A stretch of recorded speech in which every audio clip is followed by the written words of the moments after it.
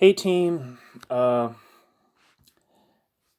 this is a piece entitled Ante Ciliga, Trotskii, and State Capitalism, Theory, Tactics, and Reevaluation During the Purge Era, 1935 to 1939, by Michael S. Fox.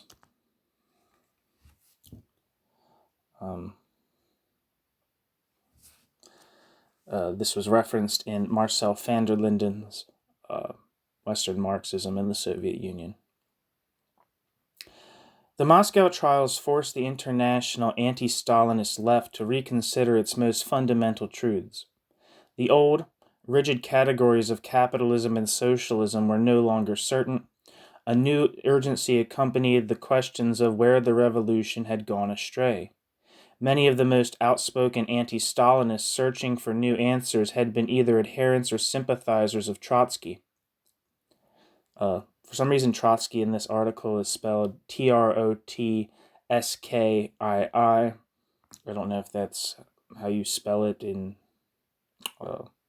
Russian or whatever, but that's how it's spelled. I guess you don't need to know that because everyone knows who we're talking about here, but it's something I figured I'd say. For many of these former staunch supporters, Trotsky's theoretical middle ground, at the same time hostile to the Stalinist bureaucracy but defensive of the land of socialized production, was no longer tenable. One after another they broke with Trotsky.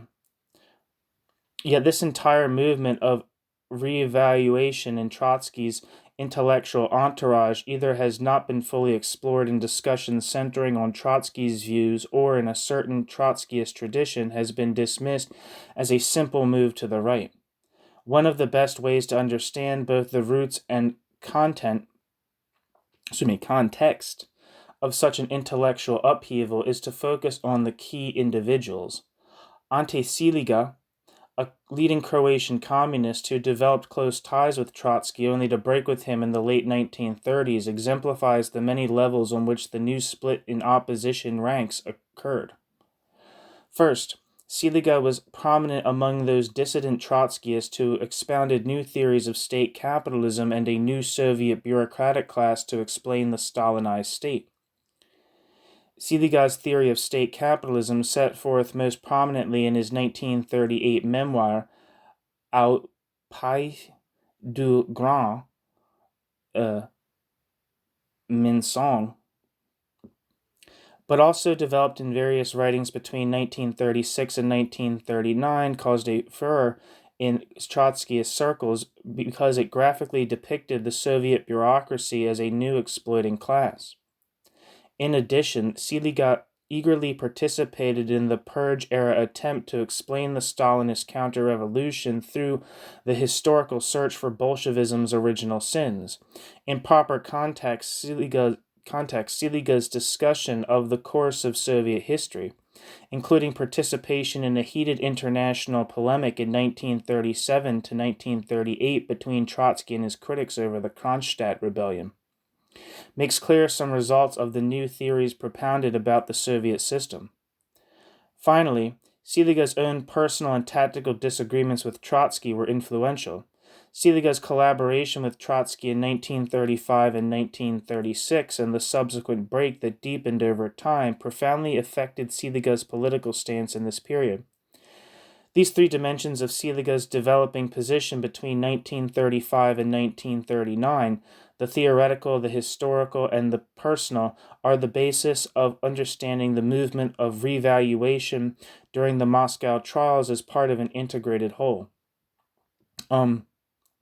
Philippe Bourinet, I believe that's how you pronounce his name, who wrote the history of the Dutch-German communist left and the Italian communist left, also wrote a very good paper on Ciliga that's available on Libcom. Just a thought. Ciliga's theory of state capitalism marks one important moment in the anti-Stalinist left's intellectual confrontation with the emerging Stalinist society, for it contributed to a theoretical revolt against Trotsky's more orthodox views. The idea of a new Soviet bureaucratic ruling class came to have resonance, resurfacing in works from James Burnham's Managerial Revolution to Milovan Žilas's New Class. Moreover, socialist and anti-Stalinist in the 1940s and 1950s embraced the idea, so controversial to Trotskyists in the 1930s, that the Soviet Union was a new type of non-socialist society. Yet the innovators of these ideas in the 1930s, Ciliga included, did not produce highly sophisticated theories. Far more than most theories, Ciliga's notion of state capitalism was developed under the influence of experience and current events. Nurtured by his 5.5 years in Stalin's political prisons, Ciliga's idea came to fruition in the painful political impotence facing anti-Stalinist revolutionaries in France after 1935. The ideas Ciliga put forth are notable, then, not for their theoretical rigor, but for the insight they give into the larger reevaluation. Vilified in Moscow, Trotsky congratulated himself that he could still objectively discern the Soviet Union's socialist potentialities. Ciliga, however, shows how others of different political backgrounds and sensibilities rebelled against this intellectual curse. While Trotsky seemingly equivocated, calling the Soviet Union a, quote, contradictory society halfway between capitalism and socialism, end quote. Ciliga and others passionately preached that the workers' state had become something else entirely. The new stance that this engendered could be conceived as the painful abandonment of previously held dogmas, or, alternatively, as a forerunner of the increasingly arid exposition of state capitalism of dissonant Trotskyists of a later period. In part, it was both these things but it was also more. Those, like Ciliga, who critiqued the Soviet Union in the 1930s from a, quote, ultra-left, end quote, position flavored by revolutionary syndicalism, seemed less to be moving in a single political direction than to be searching, like others in this period, to transform the fundamental ways in which the Soviet Union was seen. Ciliga, moreover, is less related to later state capitalism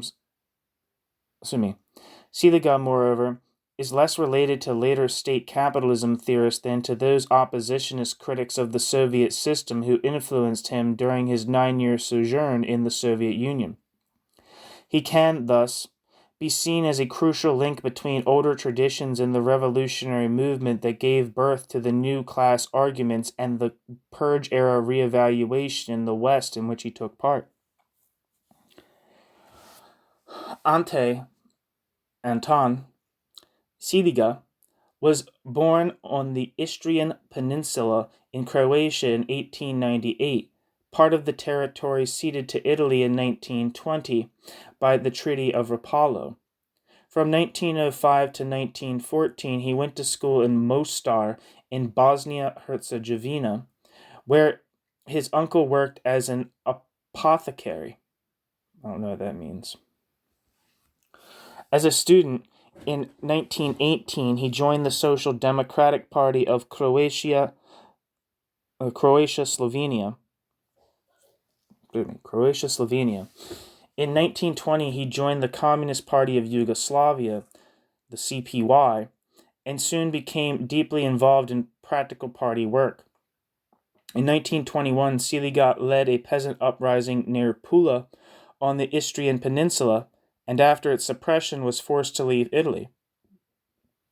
Between 1919 and 1921, Ciliga also agitated in Yugoslavia, Soviet Hungary, and Czechoslovakia, and from 1922 to 1926, Ciliga worked in the Communist Party of Yugoslavia's apparatus in Prague, Vienna, and Zagreb, and found time to receive a doctorate in history. As the secretary of the party's regional committee for Croatia, and then as a member of the Politburo after April 1925, Ciliga was a prominent spokesman in the party's left wing. In the first half of the 1920s, the Yugoslav party split into two broad right and left factions. Simply put, The left championed an underground Leninist party organization and after 1922 a federalist program to aid national movements outside Serbia. The right favored a legal party and a non-federalist unified political system. Ciliga was militantly opposed to Serbian hegemony and supported extreme federalism, to the point of even proposing separate provincial armies. He strongly supported the non-Serbian national movements as important actors in a fight for national equality, and called for the Communist Party of Yugoslavia to negotiate formally with Stjepan Radic's agrarian populist Croat Peasant Party, the dominant party of the Croat national opposition.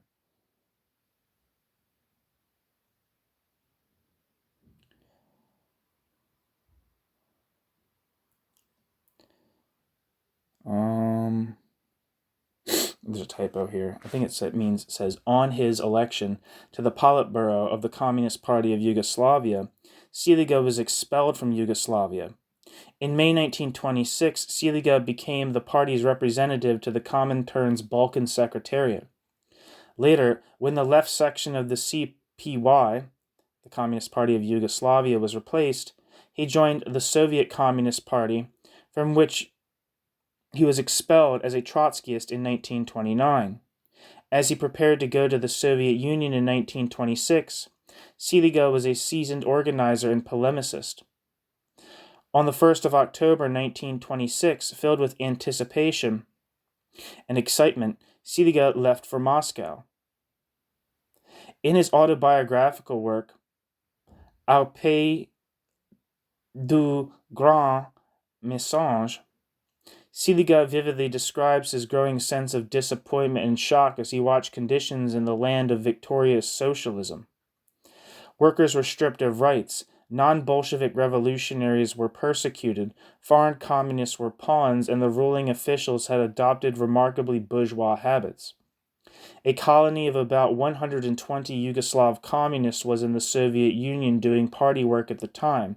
Many were in the Communist University of the National Minorities of the West, where Ciliga taught history of the Communist Party of Yugoslavia and the Yugoslav peoples.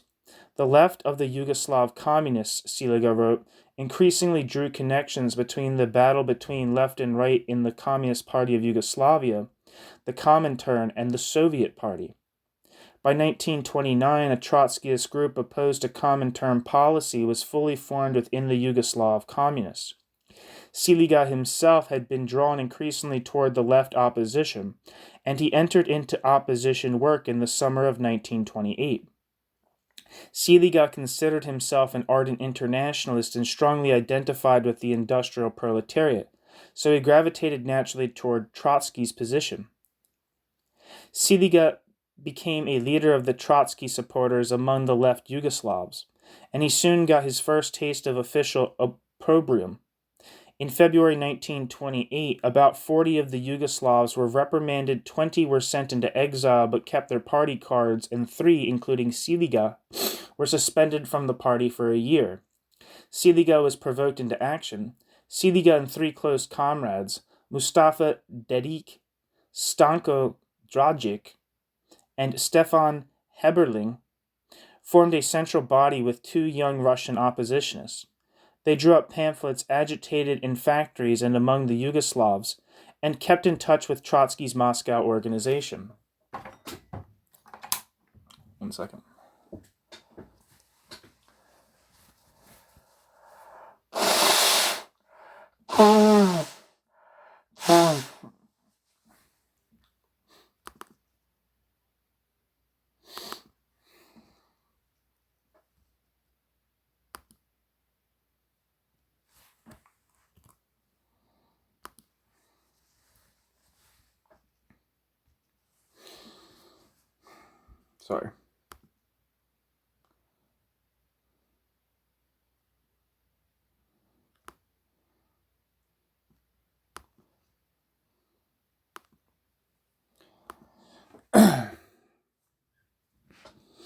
Sorry. In October 1929, Ciliga moved to Leningrad, teaching at the Leningrad Communist Academy and living at the party house. An agent provocateur betrayed Ciliga's group when it stepped up propaganda for industrial strikes in May 1930. On the 21st of May 1930, Ciliga and his comrades were arrested, and Ciliga began a 5.5-year odyssey of prisons, battles with secret police, and ideological disputes. 3 years of this time were spent in the political, quote, isolator, end quote, at Verkhna Uralsk, and the rest in exile, mainly in Krasnoyarsk.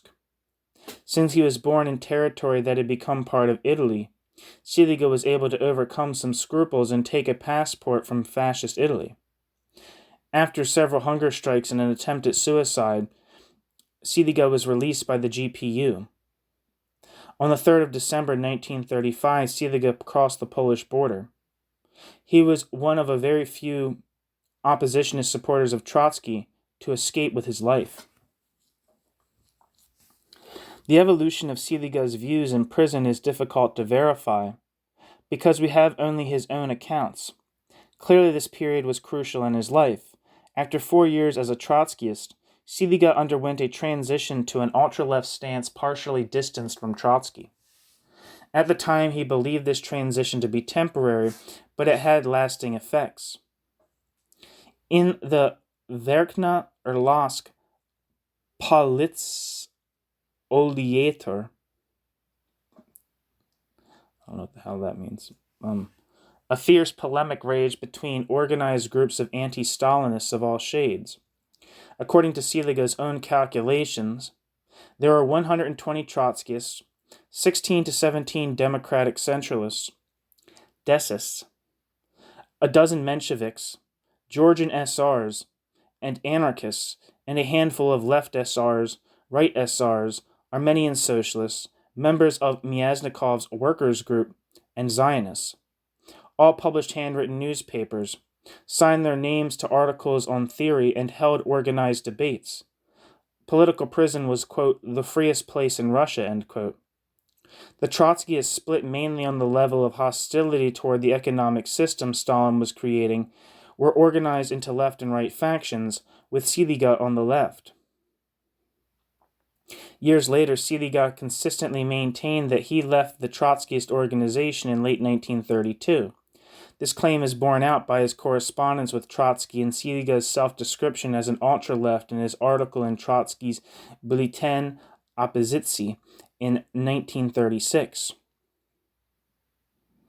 In later recollections, however, Ciliga always tried to exaggerate his differences with Trotsky and to portray them as beginning in 1932.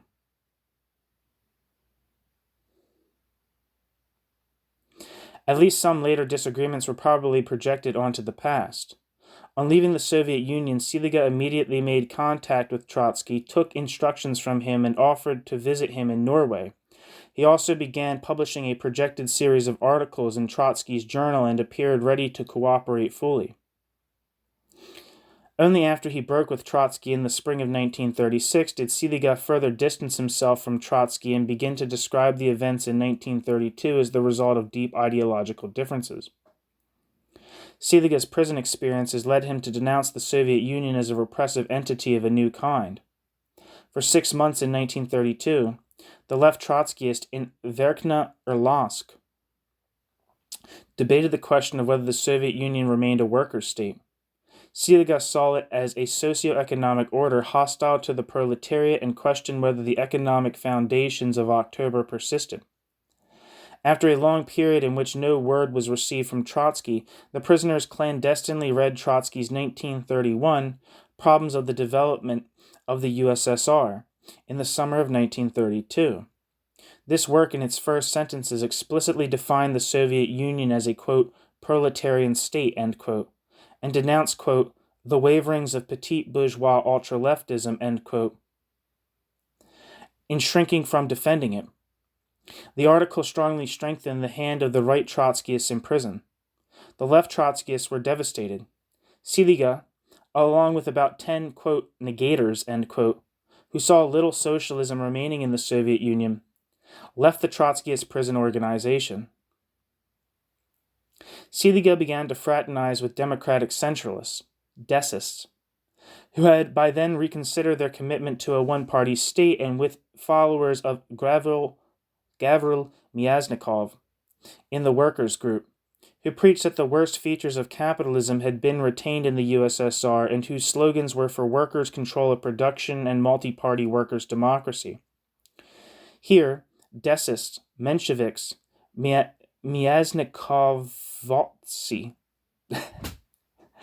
at least one supporter of Trotsky already advocated variations of new class and state capitalism theories. All sorts of new ideas were voiced. A former Kharkov economist from the Ukrainian Gosplan, the Gosplan, if you don't know, was the central economic planning board of the Soviet Union. Vladimir Densov defended his theory of state capitalism in 1930 to 31 in Leninist Bolshevik, the newspaper of the left Trotskyist of which Ciliga was already an editor. A young desist, Vladimir Smirnov, saw a worldwide triumph of bureaucracy and claimed communism was just radical fascism. He was expelled from the desists in the isolator for his troubles. Under the tutelage of the desists, Ciliga began to question whether the state ownership of production was ever progressive in the hands of the bureaucracy, and even raised the heretical question of Lenin's complicity in the victory of bureaucratism. In the defeated opposition, anti-Stalinism itself often smoothed over political differences. While ready to cooperate with Trotsky when Ciliga made his way to France in December 1935, he was emerging from an intellectual tradition that went significantly further than Trotsky had in condemning the origins and nature of the bureaucracy. The basis for conflict was already well established. Making his way to Prague by way of Warsaw, Ciliga immediately contacted Trotsky, who was then in Norway, and apparently proposed to rally anti-Stalinist forces and begin a campaign for persecuted oppositionists in the USSR. Trotsky replied with a barrage of instructions and orders: set up a committee, create a list of, quote, our friends, end quote, in 3 languages, and prepare a memorandum, quote, bracket, the memorandum, end bracket, must be written in a calm but firm tone, quote, we, end quote, bracket, the composers, end bracket, are not enemies of the Soviet Union, but the bureaucracy is a crime, demands to create an international commission for the verification of acts of terror towards revolutionaries, end quote.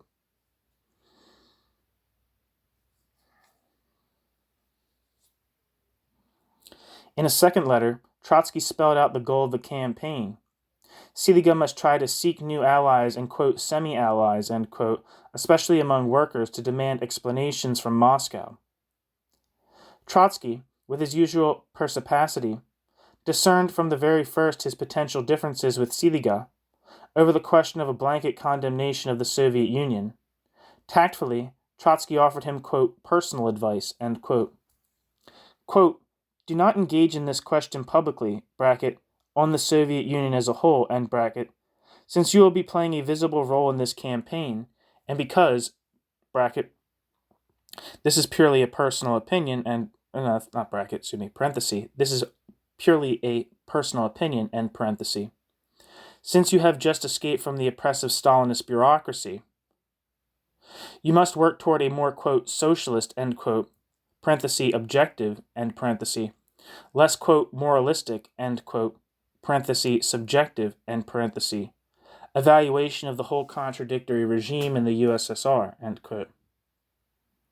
Trotsky understood that the urge for a wholesale rejection of the Soviet Union sprang directly from Ciliga's experiences in Stalin's camps. But with his eye out for support, Trotsky hoped to set aside differences and draw Ciliga closer. Quote, in what concerns us, we will be very patient.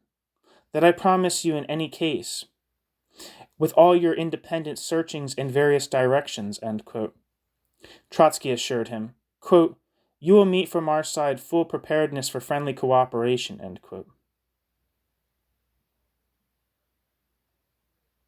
The attempt to set up a committee in Prague to aid persecuted oppositionists met with little success. Ciliga also contacted friends in Yugoslavia to solicit help in publicizing the imprisonment of Yugoslav comrades and other persecuted oppositionists in the Soviet Union. As Trotsky later told Victor Serge, most attempts at gaining releases had produced, quote, not the slightest result, end quote. This lack of success, however, apparently convinced Ciliga of the need to unify various left-wing sects under one anti-Stalinist banner.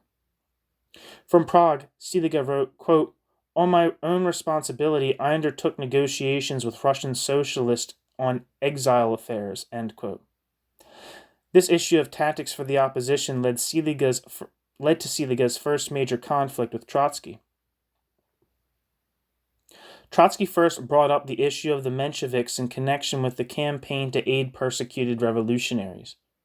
Quote, a very serious question, end quote, he wrote. Quote, how to deal with the Mensheviks. A commission of inquiry, then formed, must include them as well, end quote. In beginning stages of, quote, agitation, end quote, however, Trotsky warned that Menshevik participation would be dangerous. In subsequent letters, Trotsky evidently changed his mind. To try at all to involve, quote, powerless émigré groups with a discredited past and no future, end quote, would compromise Ciliga's effort. Quote, a bloc with the Mensheviks would be a combination of opportunism and Don Quixotism, end quote. Ciliga, after moving on to Paris from Prague, was determined to spread his first-hand knowledge of repression in the Soviet Union as widely as possible. His initial report, quote, Stalinsky repressii v USSR, end quote, I don't know, was published in the January 1936 bulletin, oppositionist bulletin, with the expectation of a series of articles to follow. He also sent a circular to Trotskyists reporting on the experiences of the Yugoslav group. In February, he published a similar account in the revolutionary syndicalist journal, La Revolution Prolétarienne, and, thus, began a lengthy association with the independent radicals and syndicalists associated with that journal.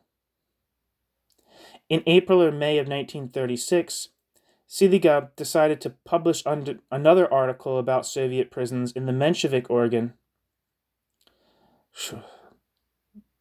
I should not even try, but Socialistický Vestnik, and soon found out that this was going beyond the limit of acceptable activities for a Trotsky sympathizer. A dispute over this article flared up among Ciliga, Trotsky, and Lev Sedov. Lev Sedov, I believe, is Trotsky's son.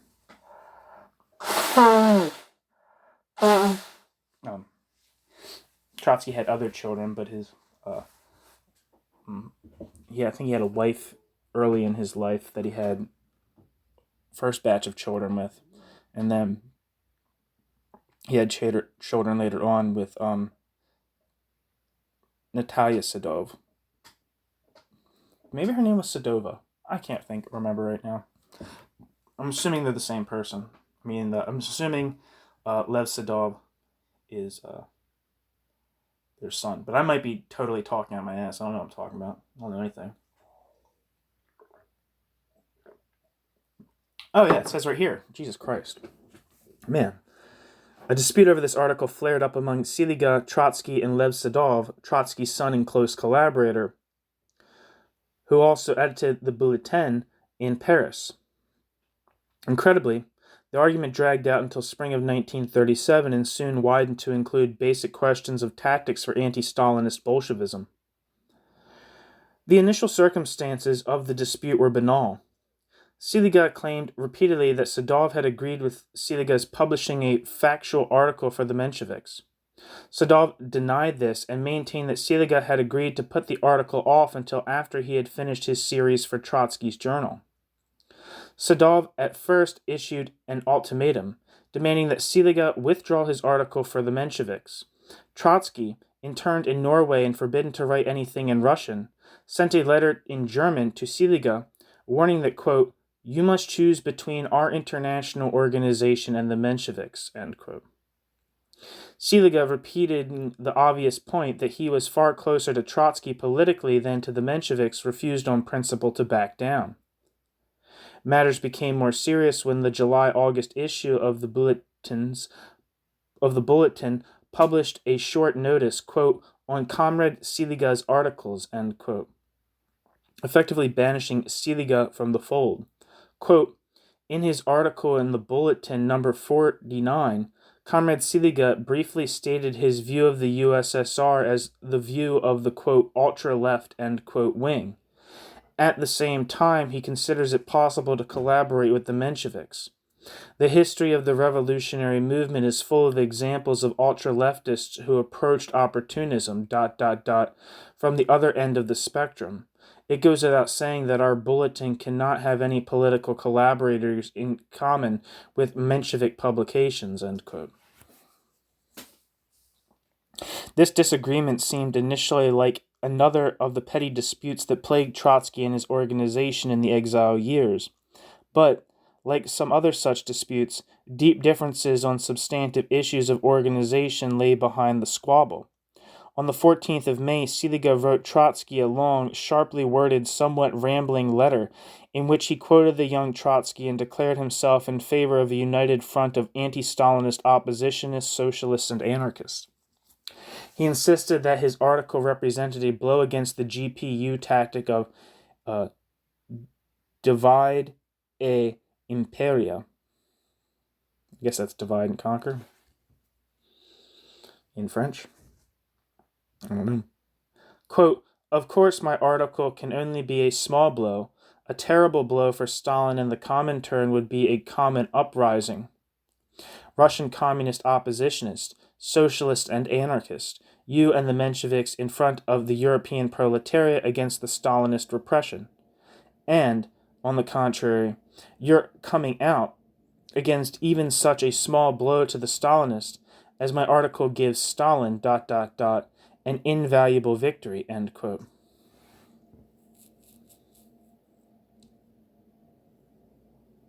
Ciliga chose not to mention why Trotsky in particular might be adamant against working with the Mensheviks. Trotsky had long been denounced as a Menshevik counter-revolutionary by his Russian opponents, but instead chastised Trotsky for treating the Mensheviks and I don't know if it says SKs, but I don't know the SKs. That's SR, it's supposed to be SRs. Mensheviks and SRs differently from non-Russian groups. Outlining the abysmal international situation, Ciliga announced that the time was ripe for common action, even among anti-Stalinists with major differences. He concluded on a conciliatory note, regretting the misunderstanding and assuring Trotsky he wished to work with him. Quote, Respected Lev Davidovich, my sincere respect for you has not diminished, end quote. While the dispute about the Mensheviks went on, Sadov and Ciliga traded accusations as late as December 1936. Ciliga began to wonder if the sectarian Trotskyists were significantly different from the Stalinist bureaucrats themselves. Ciliga tried to respond to the bulletin, but 2 double issues went by without publication of his letter. In April 1937, he finally decided to publish his response in Socialisticheski Vestnik. I'm not going to look back into the text, but I believe that was the Menshevik paper. This time he brought his call for an anti-Stalinist united front into the open, proposing a common, quote, manifesto to the international and Russian proletariat, end quote. He charged that Trotsky had violated, quote, the elementary demands of comradely loyalty, end quote, and implicitly linked him to the Stalinists. Quote, I hope that soon the editors of the Bulletin will, cease the practice of Soviet bureaucratic, quote, democracy, end quote. That is, to say and write what you will about those who think differently, not giving them the chance to reply, end quote. Ciliga's dispute with Trotsky, involving personal recriminations and an argument over a concrete political matter, was typical of many severings from Trotsky in the Purge trial years. Victor Serge, for example, differed with Trotsky in his support for the Spanish Partido Obrero de Unificación Marxist, which is the Party of Marxist Unification, which was to my understanding, was a unified party of both left and right oppositionists. Robert J. Alexander has a book about the right opposition that was oriented around, I believe, Bukharin. And I don't know if this is a particular thesis of him or if this is a particular thesis of anyone, but to my understanding, the reason that there's not a legacy of, quote, so-called like Bukharinism as there is for Trotskyism is because Bukharin never was expelled from the Soviet Union, and so thus never had an opportunity to organize a substantial united bloc that sustained itself against the... I have no idea what I'm talking about, but against the Stalinist bureaucracy. So the PUM, the Party of Marxist Unification, was a group that comprised both some left oppositionists and right oppositionists in Spain. There was the Trotskyist group that was prominent in the Spanish Civil War at this time, that was strictly Trotskyist, was the Bolshevik Leninists, led by Grandizo Muniz. I believe Grandizo Muniz went on to embrace fairly libertarian socialist politics and was a co-signer of Natalia Sadova-Trotsky's resignation from the Fourth International on the grounds that it was still dogmatically holding on to the degenerated worker state thesis that viewed the Soviet Union as progressive but with the wrong leadership. He was the leader, that Grandizo Muniz. Man, I'm fucking sick and delirious. But he was during the Spanish Civil War. He was the leader, or like the main voice of the Spanish Trotskyists.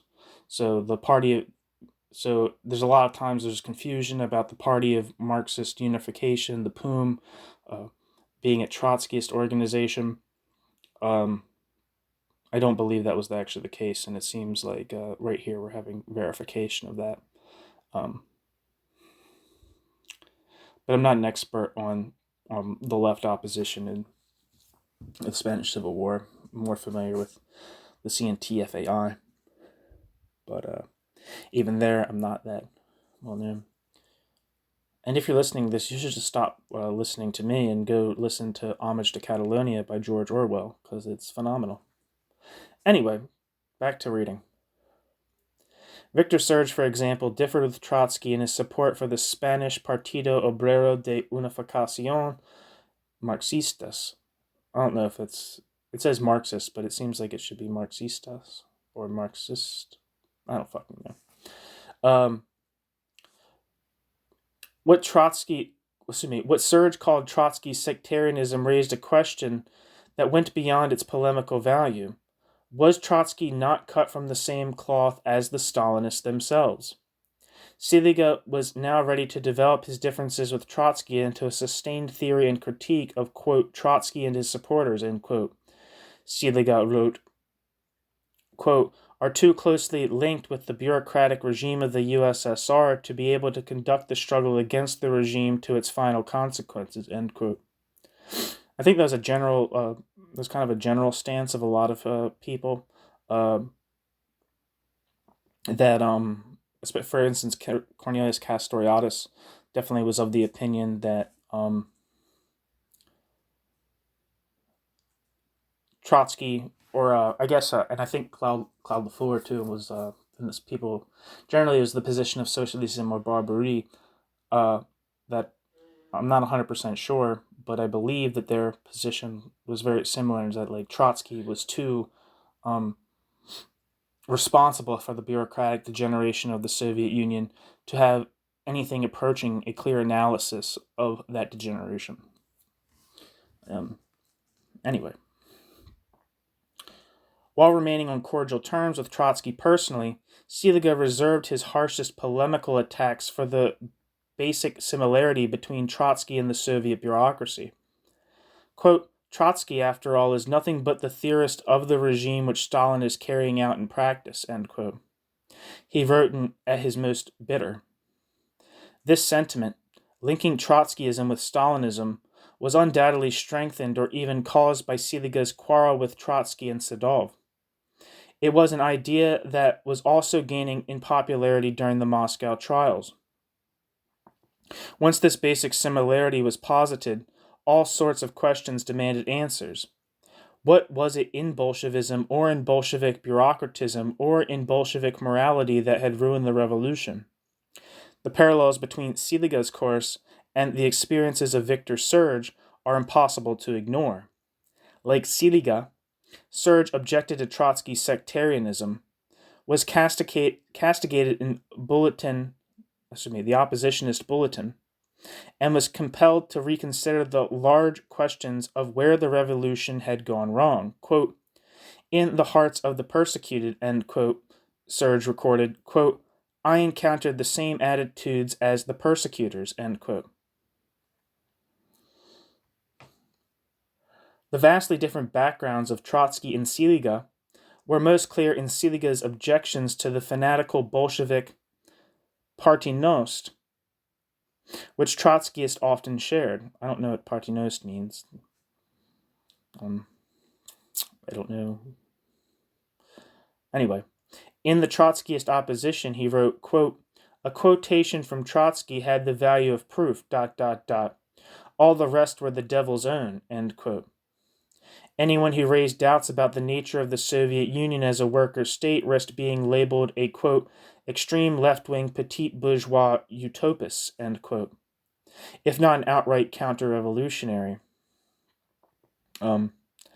It's funny that Trotsky's widow would definitely have this kind of critique of Orthodox Trotskyism as dogmatic, would share this critique with Ciliga, but only in the late 1940s and early 1950s.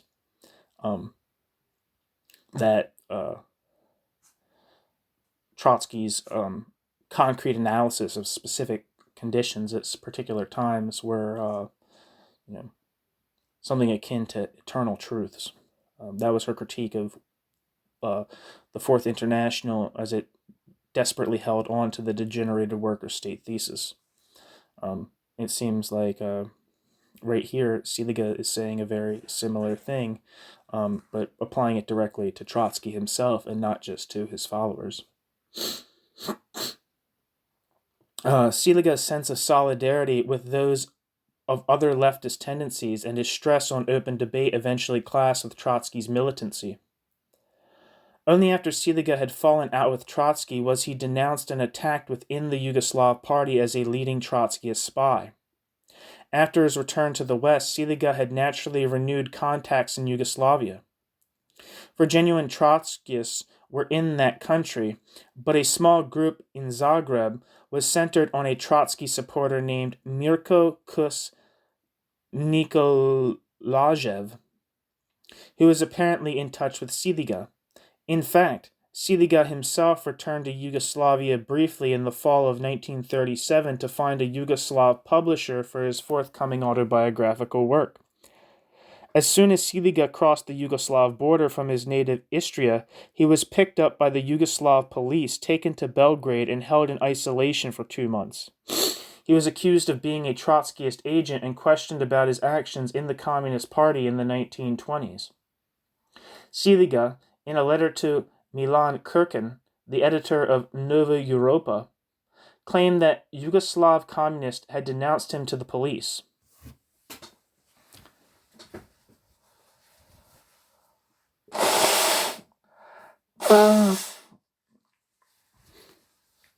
Alarm and high levels of the Yugoslav party. Tito was informed of his journey to Yugoslavia and issued warnings about Ciliga's possible threat to the Communist Party of Yugoslavia.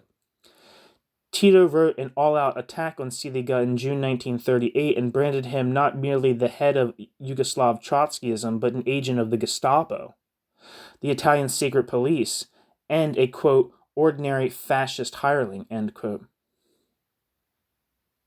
Despite Tito's charge that he was Trotsky's main agent in the Balkans, Ciliga spent the years after 1936 working out the questions initially raised in his dispute with Trotsky in that year.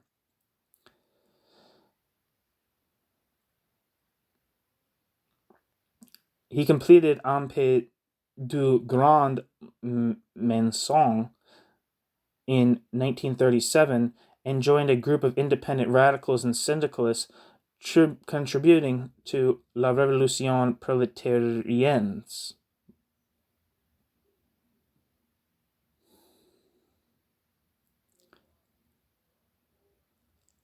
In this journal, he complimented writers like Serge and M. Ivan, who were also seeking a less sectarian alternative to the heritage of Lenin and Trotsky. I don't know who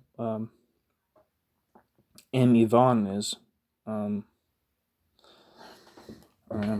Between 1936 and 1938, the question of what went wrong with Russia grew with each new monstrous show trial and each groveling confession from the mouths of famous revolutionaries.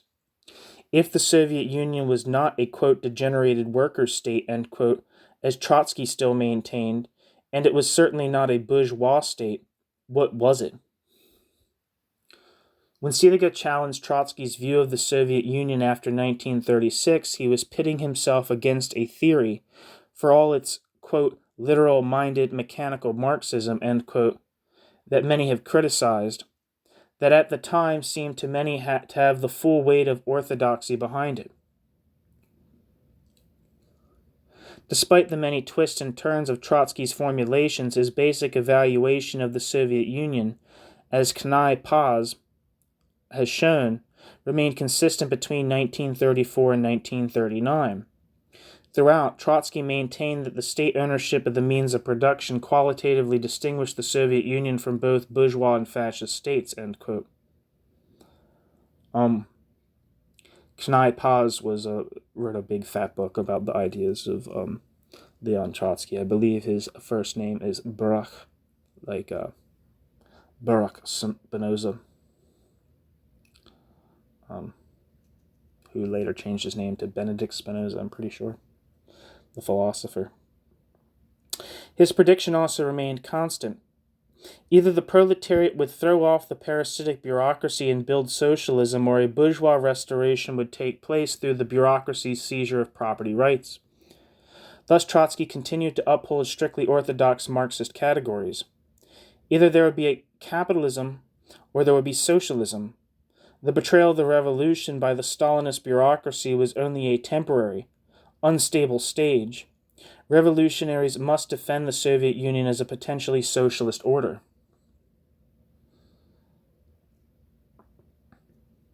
Throughout his exile, Trotsky faced a steady stream of critics who wished to define the bureaucracy as a new exploiting class. Bolstered by Marx's assertion that bureaucracy must reflect class interests, Trotsky refused to countenance this. Quote, each class, works out its own special forms of property.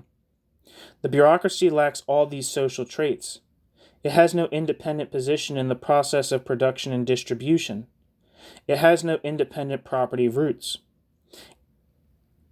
Its functions relate basically to the political technique of class rule, The biggest apartments, the juiciest steaks, and even Rolls Royces are not enough to transform the bureaucracy into an independent ruling class, end quote. Trotsky attempted to rebut systematically the theories that assumed bureaucracy had destroyed the proletarian dictatorship, constantly linking such theories to idealism, sentimentalism, and disregard for the hard realities of Marxist class analysis. Trotsky repeated that the bureaucracy had no property rights and that there was no capitalist competition or private capital in Stalinist Russia. Trotsky was hard-pressed to establish which class the bureaucracy actually did represent. Therefore, he admitted it had achieved an independence from the economic base of society that had been unknown at any other time. Ciliga's theory of state capitalism derived from an intellectual tradition that challenged the views of class bureaucracy and the nature of the Soviet Union still upheld by Trotsky. The term state capitalism was used in several ways by so many diverse theorists after World War I that accounts of its genealogy have been misleadingly incomplete. State capitalism, in the sense Ciliga inherited, implied not simply a comparison of the exploitation of Western capitalism with the Soviet variety of exploitation, but a realization that a new type of economic organization dominated by a ruling class had arisen. The link between an ostensibly socialist system and this new exploitation had origins not simply in the critique of hierarchy, bureaucracy, and centralization, but in the indictments of specialists and the intelligentsia. Thus a tradition could be plausibly traced as far back as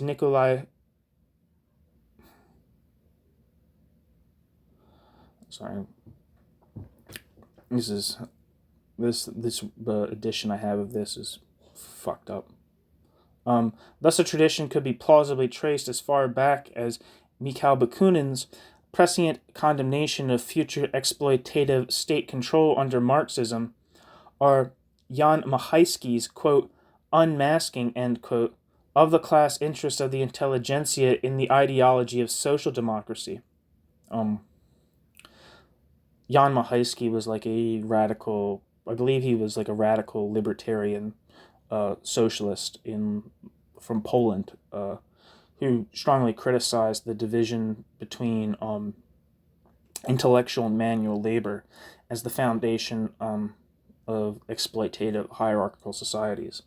I read a paper on him one time, but that was before I was making YouTube videos of me talking to a phone.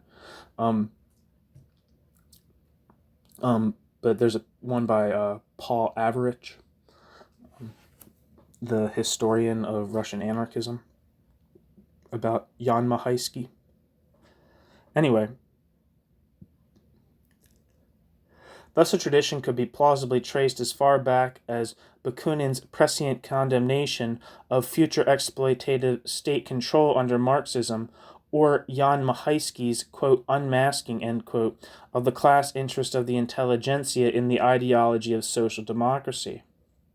After the October Revolution, many anarchists and anarcho-syndicalists argued that the bureaucracy of the commissars had transformed the exploitative power of private capitalists into the hands of the state.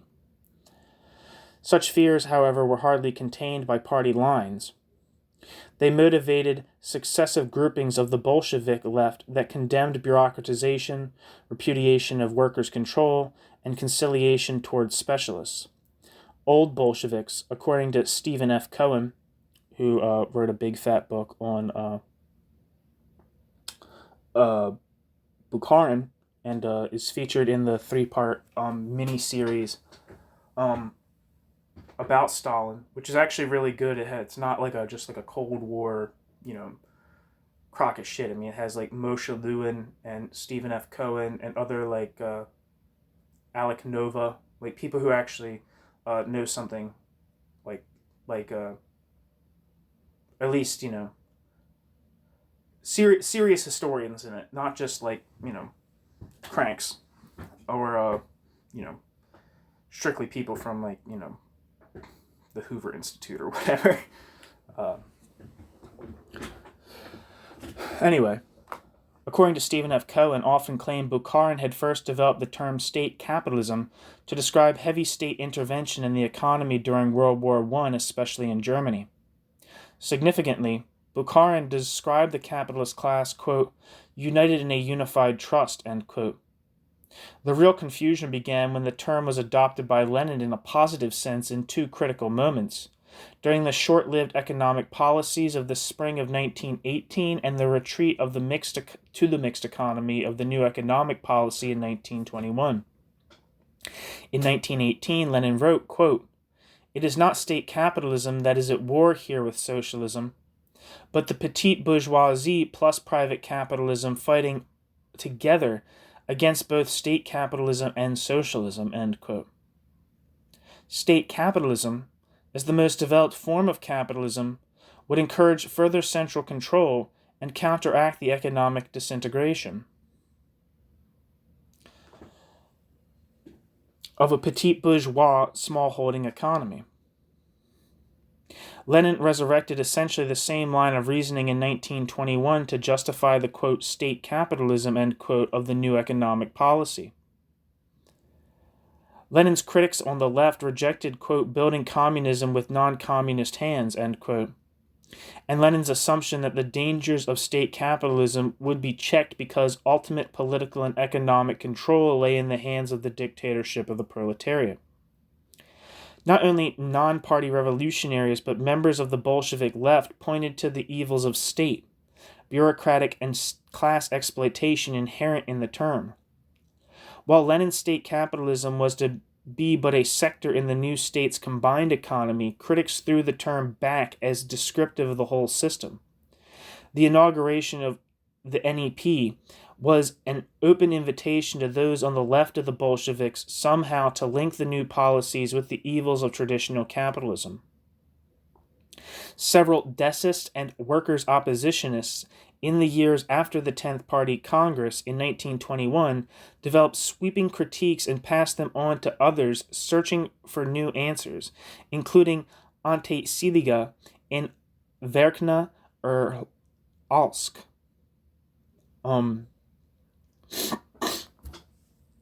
The 10th Party Congress is where, which just took place more or less concurrently as the Kronstadt uprising was being put down, was the party where the left opposition was banned when Lenin banned factions within the Bolshevik party, more or less crippling party democracy even within the top ranks of the Bolshevik party.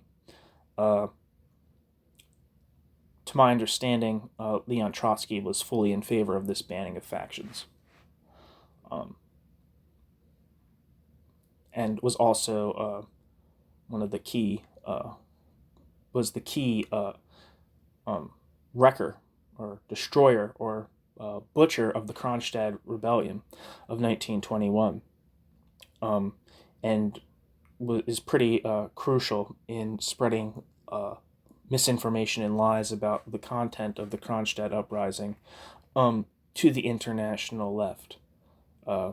There's a Stalinist in one of my classes at college who, hated everything Trotsky had to say, and thought he was right that he was murdered, or at least if he wasn't murdered, he should have at least been extradited and sent to Siberia. Like, this fucking kid was crazy. And, he hated everything Trotsky had to say, except for the things Trotsky had to say about the putting down of the Kronstadt uprising as a white counter-revolutionary force, which even Lenin knew was bullshit, as he would eventually say. I don't have the quote on the top of my head, but he definitely did something to the effect is like, they weren't in favor of the whites, but they weren't in favor of us either. Something like that. Anyway, yeah, so that's when the 10th Party Congress was. The 10th Party Congress is when the Decist and workers' oppositionists were banned as factions within the Bolshevik Party.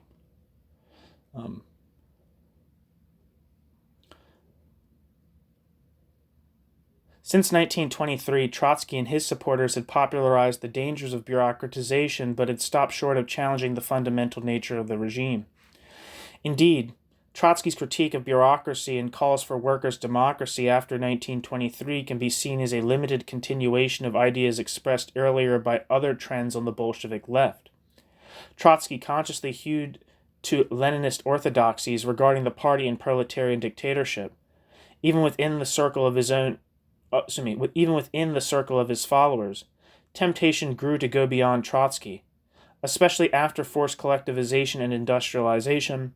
The notion of a specifically Soviet form of class exploitation gained new impetus and credibility.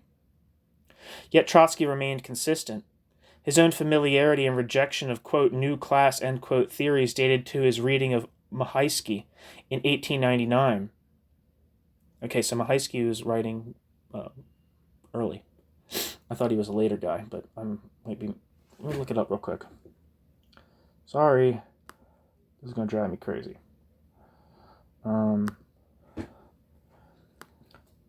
No.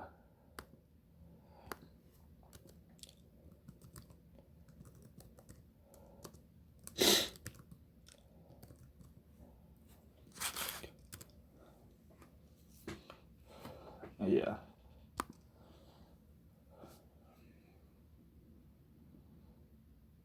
Okay, so he died in 1926 in Moscow. Jan Mahaisky was a Polish revolutionary whose methodology drew from both anarchism and Marxism while criticizing both as being products of the intelligentsia.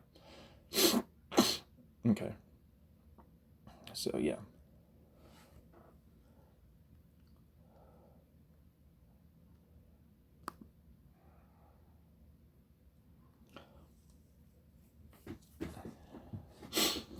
But he was writing a long time before he died. But for some reason, I thought he was more. Well, I guess he's pretty contemporaneous with Trotsky. But yeah, Lenin died in 1924. So Mahaisky dying in 1926. They're all the same generation, except Mahaisky was Polish.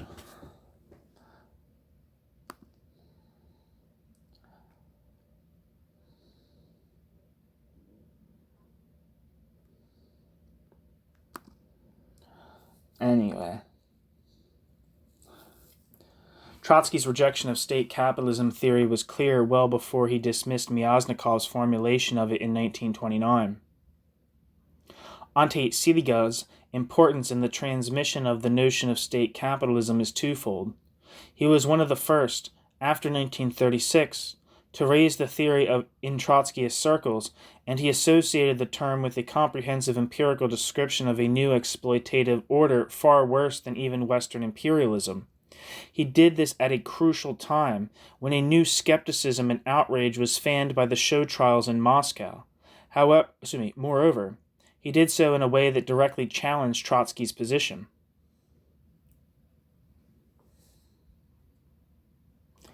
In his first year in France, Ciliga had limited his published articles to descriptions of Stalinist oppression and to his call for a united anti-Stalinist front.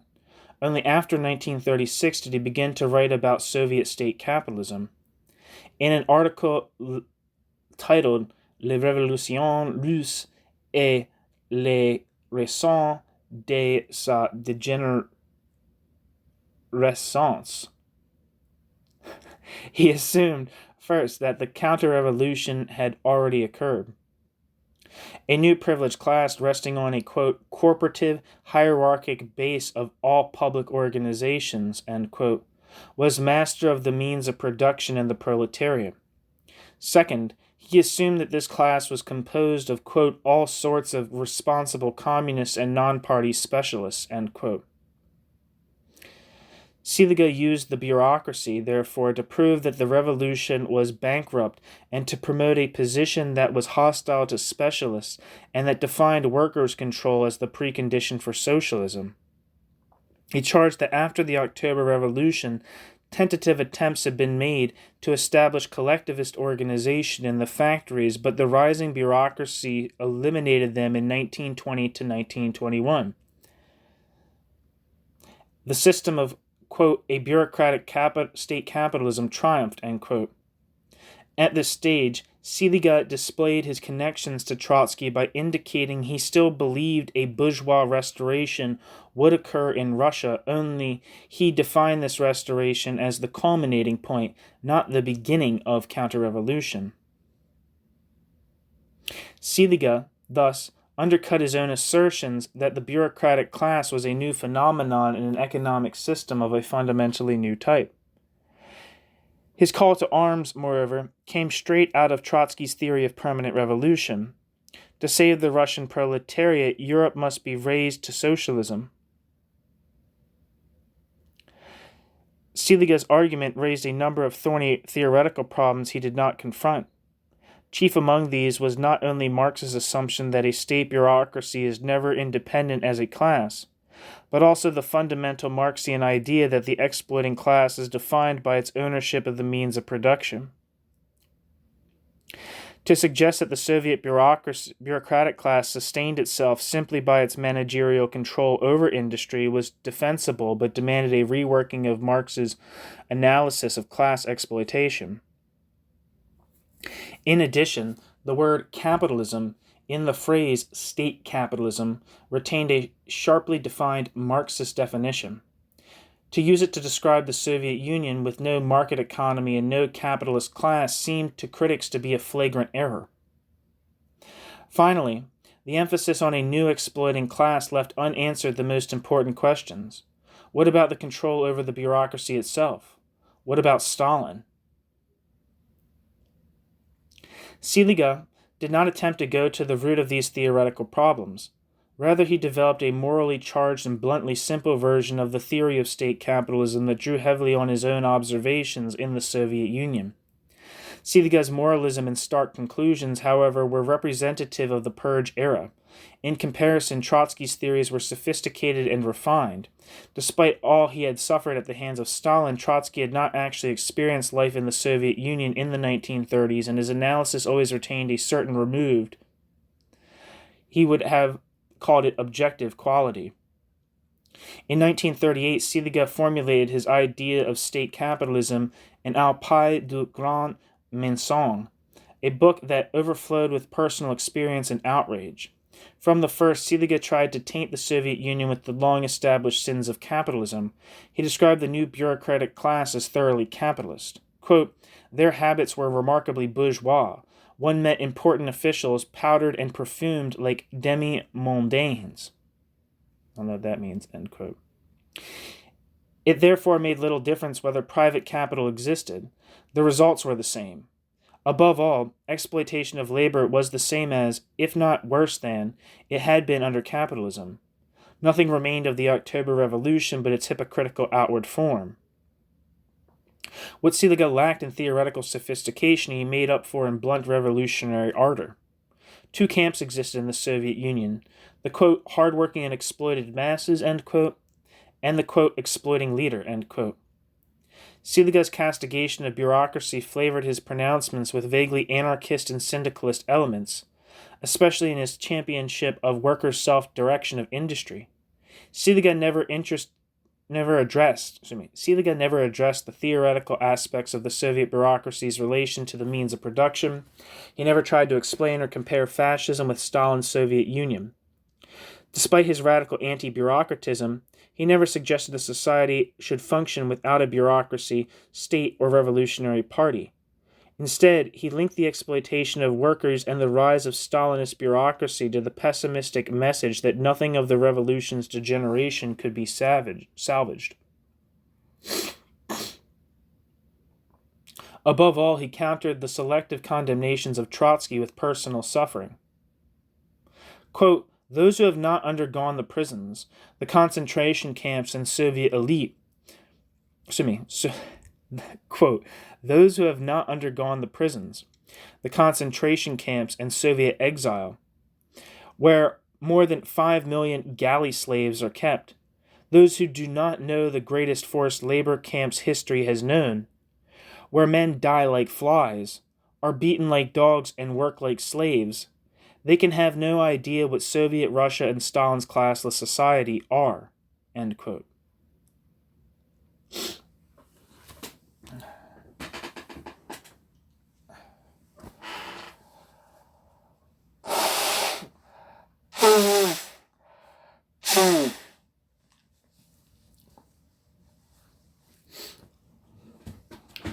By the summer of 1938, Ciliga's assessment of the Soviet Union had gained another dimension that distanced it even more from Trotsky's evaluations. His 1936 idea of a bourgeois restoration was dropped, and he now describes state capitalism as the entrenched order of the ruling bureaucratic coalition.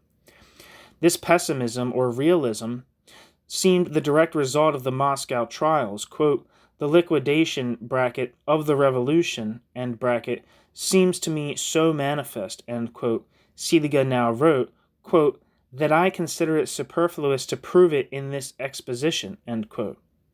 The problem now was not to prove that the revolution had been destroyed, but to give the details of the entrenched new order. He refurbished anti-clerical and anti-intelligentsia sentiments to fit the new circumstances, and now analyzed the bureaucratic class as a coalition of party officials, non-party technical elite, and the church hierarchy. In order not to lose power, Stalin had welded these groups into a new ruling class. The purges were a necessary step in this process. I'm curious what church hierarchy? The Orthodox Church hierarchy? I don't know what's being said by that. Ciliga's emphasis on the bureaucratic class as a whole in explaining the dynamics of the new order caused him radically to underestimate Stalin's role. In his theory, Stalin was the simple executor of the bureaucracy's will. Stalin, he wrote, would himself mount the guillotine as the last Trotskyist if he proved unsuccessful in empowering a united ruling class. Quote, "Historically, Russia is moving toward a dictatorship of a reconciled bureaucracy with or without Stalin," end quote.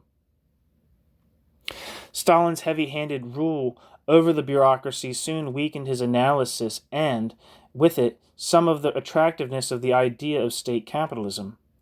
The increasingly influential conception of a totalitarian social system, using the role of the leader as a defining element, gained new impetus.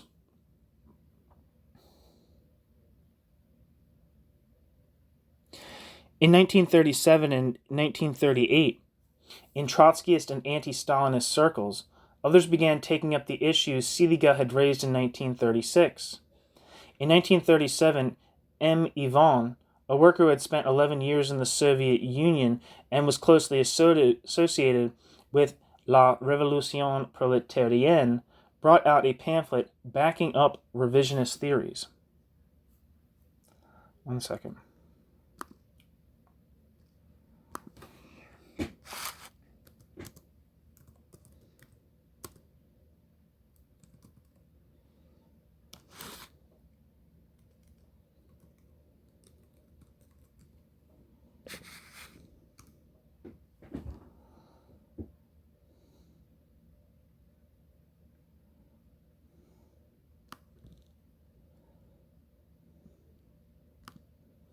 Come on, you bastard.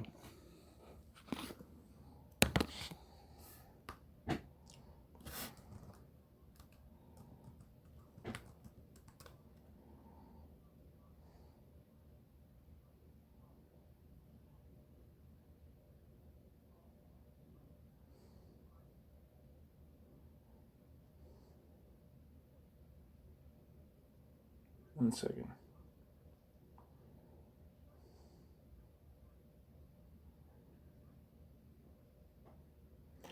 Fucking can't find it. I don't know who this M. Ivan character is. In simple language, Ivan propounded ideas strikingly similar to Ciliga's. He defined the new exploiting class in the broadest terms as, quote, responsible, end quote, or as, quote, responsibles, end quote, and dwelt mostly on factory conditions. Quote, "I think we have a new kind of social order with new classes," end quote. He wrote, quote, "There are classes in the USSR, a privileged class and an exploited class," end quote. In 1938, Ivan Crépieux declared in Le Quatrième International that the class nature of Soviet society, despite what Trotsky declared, had changed. A new mode of exploitation based on a, quote, bureaucratic collectivism, end quote, had produced a new ruling class based on the privileges of technocracy. Crépieux, I think, is a precursor to the third camp Trotskyist bureaucratic collectivist conception of the USSR in France, whereas third camp Trotskyism emerges with Max Shachtman in the United States. But I think there's an article on the Workers' Liberty website that's like third camp in France that I'd like to read eventually. A new mode of exploitation based on a, quote, bureaucratic collectivism, end quote, had produced a new ruling class based on the privileges of technocracy. Trotsky's reply to Crépieux is instructive on his firm position toward ultra-lefts during this period.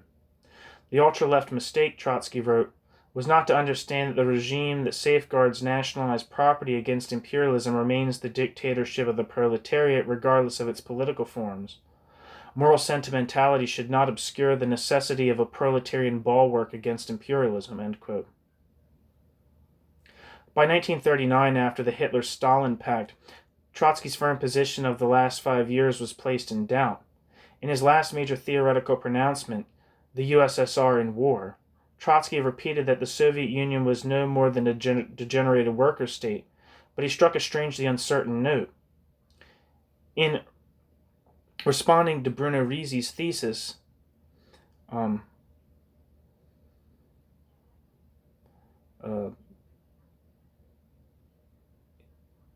his 1939 Bureaucratisation du Monde, I think that might be translated as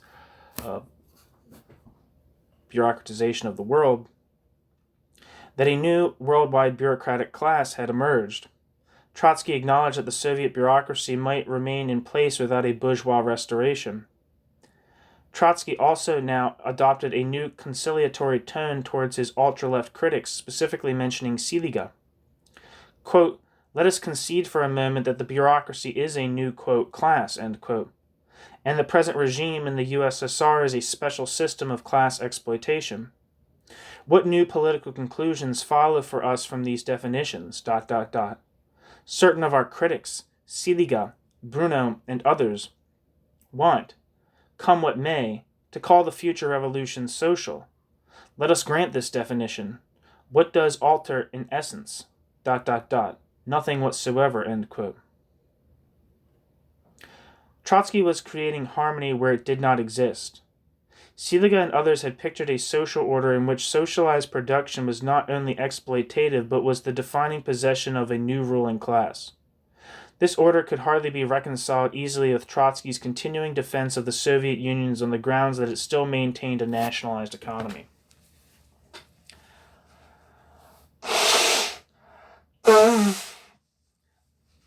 In the coming decades, as the Soviet bureaucratic order remained stable despite Trotsky's predictions, the theory of Soviet state capitalism was refined by writers in the Trotskyist tradition. In the United States, the so-called Johnson Forest Group, led by C.L.R. James and Raya Dunayevskaya, within Max Shachtman's Workers' Party, formed in the spring of 1940, embraced the idea of state capitalism. In 1948, the British Marxist Tony Cliff wrote an entire monograph on Soviet state capitalism. These later versions of the idea were, by nature, vastly different from Ciliga's. Ciliga had never attempted to write a sustained work of political economy. He had never made a systematic comparison between Soviet state capitalism and the capitalism of the industrialized West, nor had he fully described some new mode of production in the Soviet Union. Instead, he used state capitalism as a polemical tool, to proclaim the complete destruction of the October Revolution and to repudiate Trotsky's partial defense of the Soviet Union. State capitalism became just one concept in the overall questioning of Bolshevik methods and morality. Oppositionists now clearly distanced from Trotsky had to examine the origins of the bureaucracy's total victory.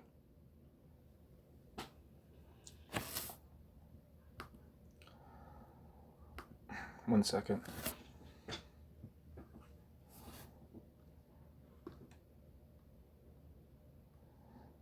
I was about to take a break, but the paper's almost over, so almost there, kids.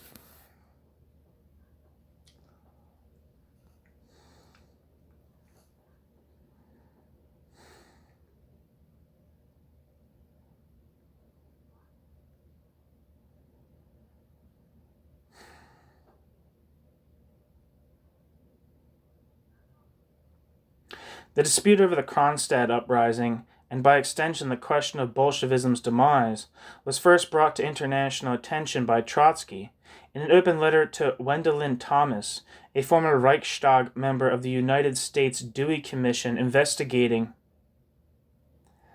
the Moscow trials. Trotsky referred to Kronstadt and enraged Serge, Ciliga, and Souverine, Max Eastman, and others. Quote, the uprising was dictated by a desire to get privileged food rations, end quote, Trotsky told Thomas. That motherfucker.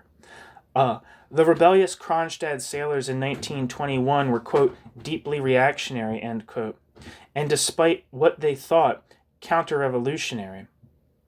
A vituperative debate soon played itself out in the pages of the oppositionist bulletin, La Revolution Proletarienne, and the New International.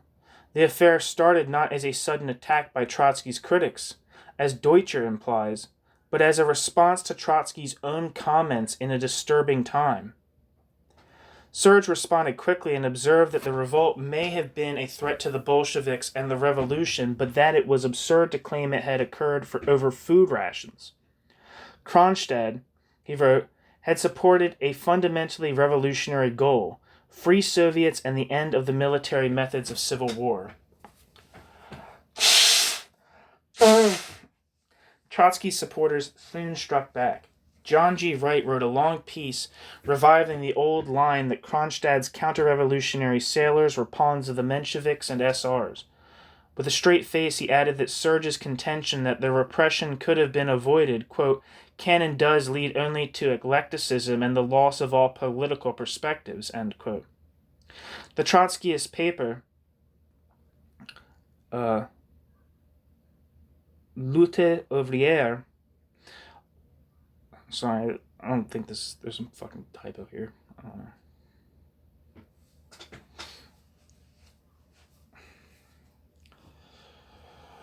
The Trotskyist newspaper, La Lutte ouvrière, also published an editorial condemning the, quote, fetishism of petit bourgeois democracy, end quote, and the, quote, legend, end quote, that Kronstadt was a massacre. Thus the two sides never even came close over the basic nature of the rebellion. Trotsky's own claims, moreover, became more fantastic as the debate wore on. He charged that his critics were involved in a counter-revolutionary conspiracy to compromise the, quote, only genuine revolutionary current, that is, the Fourth International, and suggested that, quote,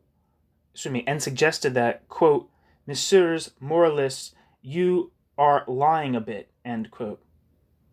His charge of conspiracy sounded ominously like one of Stalin's amalgams. Quote, amalgams, end quote.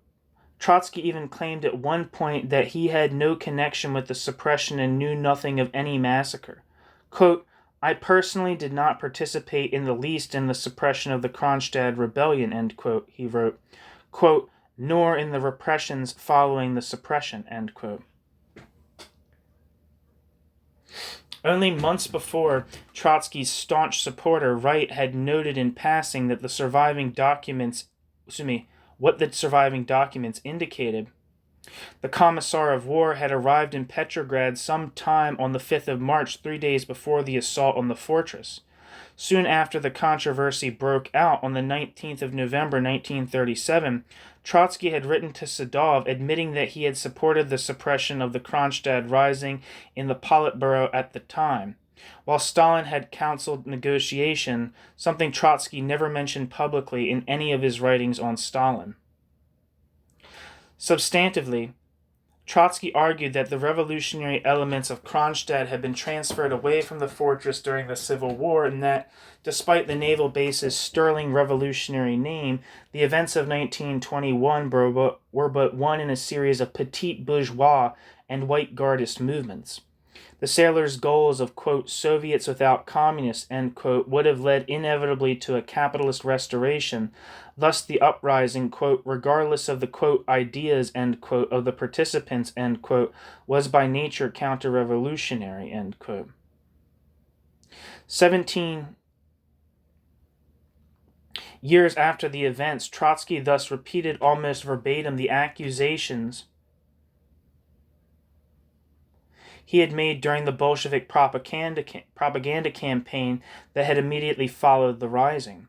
Trotsky now professed to know nothing about repression or needless victims, but, quote, on this score, I trust Dzerzhinsky, I don't know if I'm pronouncing his right, Dzerzhinsky, I just call him Iron Felix because I can't pronounce his fucking last name. Quote, on this score, I trust Iron Felix more than his belated critics, end quote. Serge replied to Wright and Trotsky, first raised the large historical questions that came to preoccupy the debate. When and how did Bolshevism begin to degenerate? The origins, he said, dated far back. The outlawing of the Mensheviks, the suppression of the anarchists in 1920, the granting of inquisitorial powers to the Cheka in 1918, all were gradations in the revolution's decline. Kronstadt was another such event. Once the sailors had rebelled, it was undoubtedly necessary to stop the revolt. But what had been done to forestall the uprising? Serge had been in Petrograd at the time and was a crucial eyewitness, and he strenuously condemned the, quote, abominable massacre, end quote, of the vanquished sailors, quote, who were still being shot in batches in the Petrograd prison 3 months after, end quote. Clearly, Serge concluded, Kronstadt was a milestone in the history of Bolshevik intolerance and brutality that had poisoned the revolution. Quote, this is what it would be useful and courageous to recognize today, end quote. Victor Serge. At this point, Ciliga released a lengthy pamphlet placing Kronstadt in the context of a grand historical interpretation of the revolution's demise. Ciliga clearly indicated that he accepted what Peter Sedgwick was to call, quote, the full anarchist glorification of Kronstadt as a radical mass rising, uncomplicated by any danger of counter-revolution, end quote.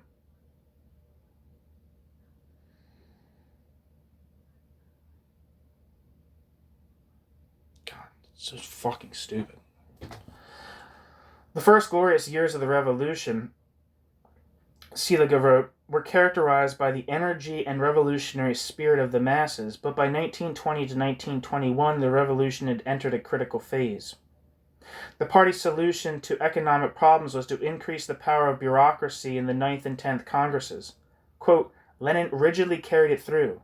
Trotsky sang its praises, end quote. In response, the Petrograd strikes, the Makhno Rebellion, and Kronstadt were the last efforts of the starving, enfeebled masses to assert revolutionary control over the bureaucracy. The demands of Kronstadt, free speech, free parties, and free Soviets were, quote, all of them impregnated with the spirit of October, end quote. Thus, Ciliga interpreted Kronstadt as a decisive turning point in the rise of the bureaucracy and fitted it in as the historical justification of his theory of state capitalism. The NEP he dismissed as a, quote, union of bureaucrats with the upper layers of the village against the proletariat. It was the alliance of state capitalism and private capitalism against socialism, end quote.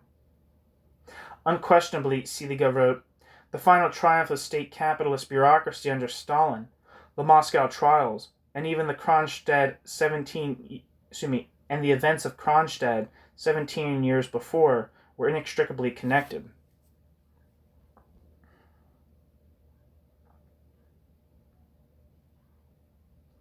Quote, there is an analogy, a direct link even between what happened in Kronstadt 17 years ago and the recent trials in Moscow, ... Today we witness the murder of the leaders of the Russian Revolution. In 1921, it was the masses who formed the basis of the revolution who were massacred, end quote. In a symmetrical way, Ciliga depicted Stalinism as the child of Bolshevism and the new exploiting class as the product of early Bolshevik brutality. To Ciliga, Trotsky's slander of the revolutionary sailors, quote, reeked of bureaucratic arrogance, end quote, and only served to show the continuity in Bolshevik bureaucratism. Serge saw Ciliga's grand generalizations as empty and false. Quote, one can see, Ciliga, that you did not know the Russia of those days, thence the enormity of your mistake. End quote. Only a utopian could imagine that all the rebelling elements of Russia in 1921 were revolutionary. Only the 1924 recruitments to the party, the Lenin levy, had established the bureaucracy's victory. Moreover, the Kronstadt revolt did explicitly imperil the revolution. To Serge, the paradox was that Bolshevik firmness in suppressing Kronstadt, quote, sick as it was, end quote, had in fact staved off a capitalist restoration. Serge agreed that the, quote, atrocious, end quote, Bolshevik repression was indicative of the revolution's decline. But to judge the revolution only in light of Stalinism, as Ciliga seemed to be doing, was simply not just. Here Serge made his oft-quoted remark, quote, to judge the living man by the death germs which the autopsy reveals in the corpse and which he may have carried in him since birth, is that very sensible? End quote. Far more than either Ciliga or Trotsky, Serge viewed Kronstadt as a real historical problem. A few weeks after the revolt, the ice in the Finnish Gulf would have broken, and a new intervention might have been launched. Serge believed the revolt did pose a very real threat to Bolshevik power, but that suppression of the most ardent revolutionaries of 1917 was an equally odious choice.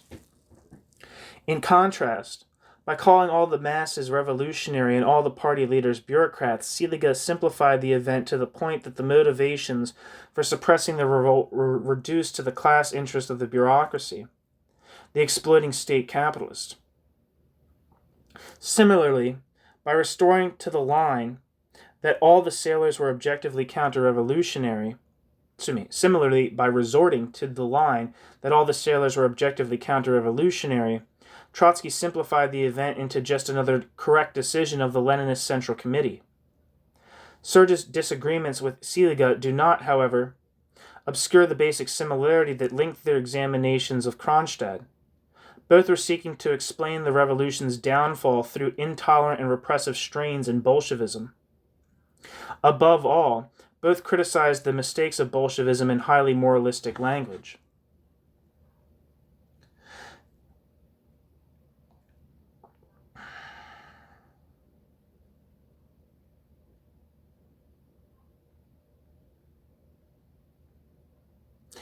This emphasis on morality explains the intellectual tone and direction of Trotsky's critics. Serge recognized a key moral dilemma. It may have been ultimately necessary to suppress the Kronstadt rebellion, but the suppression was horrendous in and of itself.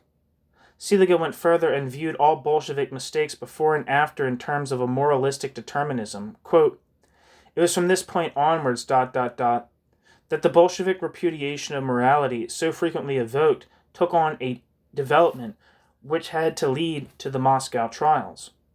End quote.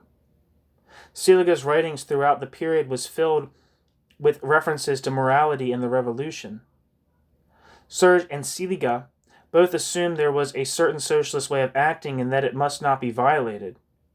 In this underlying moralism, Ciliga and Serge resembled many others in the same period, such as Eastman, Souverine, Edmund Wilson, who were questioning the creed of strict revolutionary discipline that Trotsky still upheld.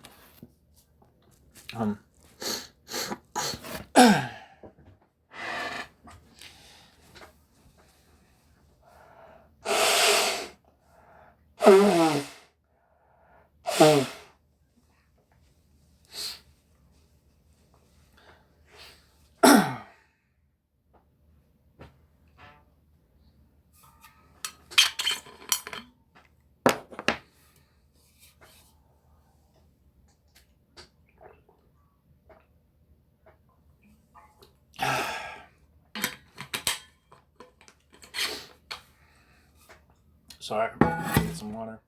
I'm just thinking here about how it's always like authoritarians always bemoan so-called moralism.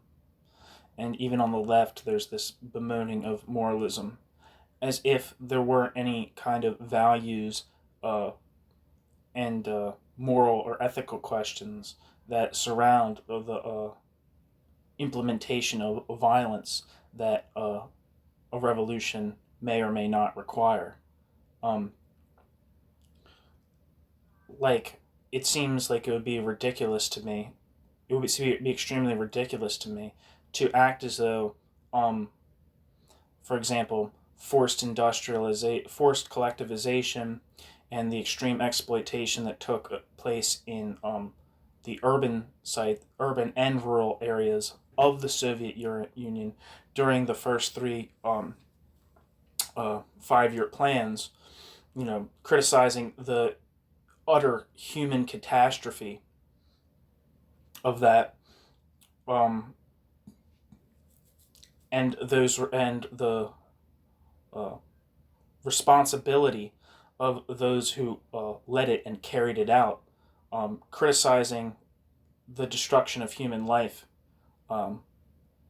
in that respect.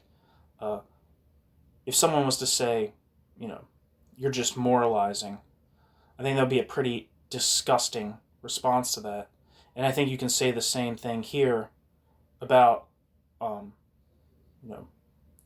these so ostensibly moralistic critiques of Bolshevik authoritarianism, as if the revolution was just some burden of history, of a independent history that the wise leaders who have a firm grasp of the pulse of historical events are just merely facilitating.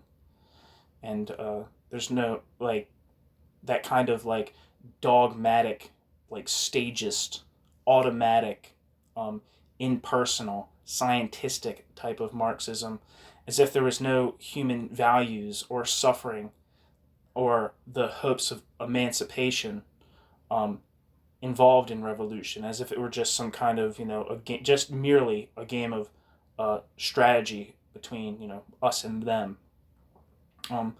That seems like a very just big, deep, extremely problematic presupposition. And yeah, I think in my understanding, what a moralistic critique would be. So an actual substantial critique of moralism would be something that is just kind of flippant, emotive,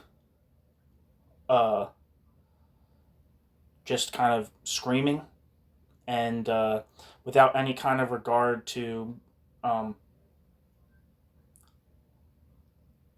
history or empirical history or theoretical sophistication or legitimate scientific methods. That would be a worthwhile critique of moralism. And I think you can say that might be the case of a lot of the initial initiators of state capitalism theories. What they were giving voice to was the recognized continuation of exploitation within the USSR, both in the early days, in the pre-Stalin period, and in the Stalin period. They're giving voice to the fact that very real exploitation, very real domination, very serious deficits in democracy were taking place, and they were struggling to articulate a conception of what the hell was going on, and had limited access to good empirical data on what was happening in the Soviet Union, and were struggling to come to terms with something that was completely novel historically. And so if their analysis at this time was lacking the kind of rich, historically verifiable or empirically verifiable evidence and a long history of conversations on this topic, if they didn't have that like we do now, you can say that, yeah, that's all they could do was moralize, really.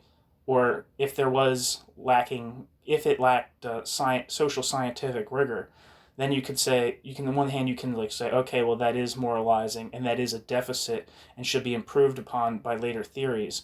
But to just say that, the very serious choices made by the Bolshevik Party that took it in very much in a direction of anti-democracy, top-down, one-man management, the whole laundry list of negative effects, negative things that we associate with the USSR, saying that, criticizing the morality or the ethics or the presuppositions about emancipation that are guiding the people who make those decisions. Like it was a decision to put down the Kronstadt uprising in the way that it was. It was a decision to ban factions. The Civil War was not. The Civil War was an accomplished fact at this point, and it seems to me that it's just like utterly ridiculous to just be like, oh yeah, we shouldn't make any, substantial condemnations of political choices that were choices, and not just, oh, my hands are tied, what else could I have done? And while I'm ranting on this subject, I'm just going to say there's another thing within a lot of Marxist discourse that kind of leaves a sour taste in my mouth, is this kind of like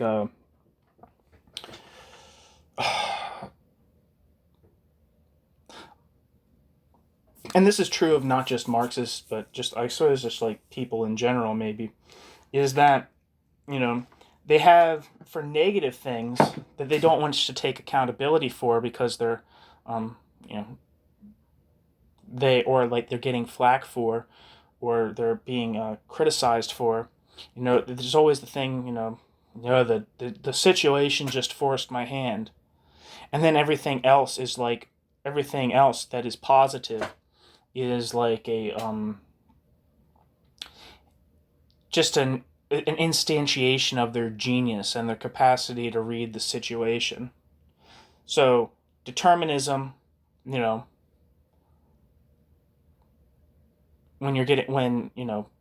it's emancipatory. When it's not emancipatory. And then, or like determinism when it looks bad, total agency when it looks good.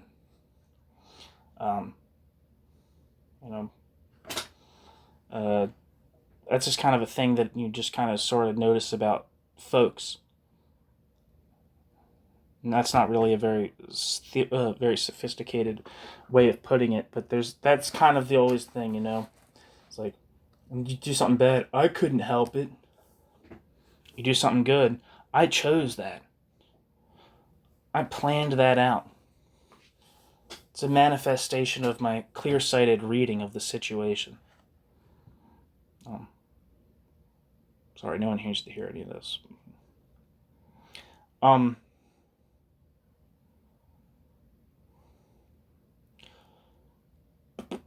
Where the fuck was I? Trotsky felt obliged to respond to this tide of moralism by writing, quote, "Their morals and ours," end quote, in June 1938, a ringing endorsement of a revolutionary moral code of incorporating means into class-defined ends. His ironic suggestion to Max Eastman, that he write a pamphlet entitled "How to Conquer and Hold Power" for a revolutionary party might have just as well been meant for Ciliga. But Trotsky's venture into the moral philosophy of means and ends could not stem instinctive reaction to the Moscow trials. Thus Ciliga's evaluation of Soviet history, in which the evil bureaucracy destroyed early revolutionary triumphs and led the country straight to the Great Purge, simply followed the light of the trials, seemed to throw the trial seemed to throw onto the past. It makes little sense to say, as Deutscher does, that the Kronstadt debate was, quote, full of a strange and unreasonable passion, end quote. It was filled with passion precisely because the issues it raised seemed so crucial and immediate. Ciliga's participation in the polemic around Kronstadt demonstrates how far he had come from his cooperation with Trotsky in 1935-36. Since then, he had advanced his description of state capitalism, developed it into a unified picture of a counter-revolution achieved, and finally looked back and found the logic of its development in the past. A series of interlocking theses ruled his emerging views.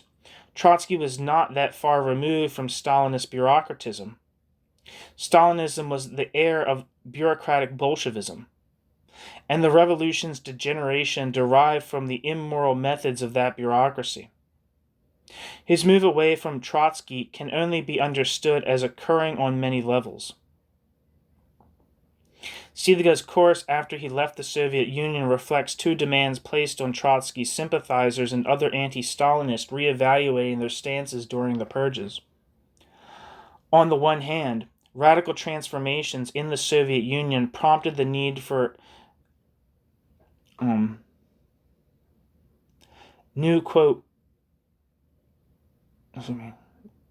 sorry, there's a typo here, for new explanations in theory, political tactics, and the history of Bolshevism. Ciliga's ideas of state capitalism, his call for anti-Stalinist unity, and his search through the revolution's past were, in the end, all part of an attempt to formulate a unified and coherent response to Stalin's Soviet Union. Second, the pressing imperative to produce new answers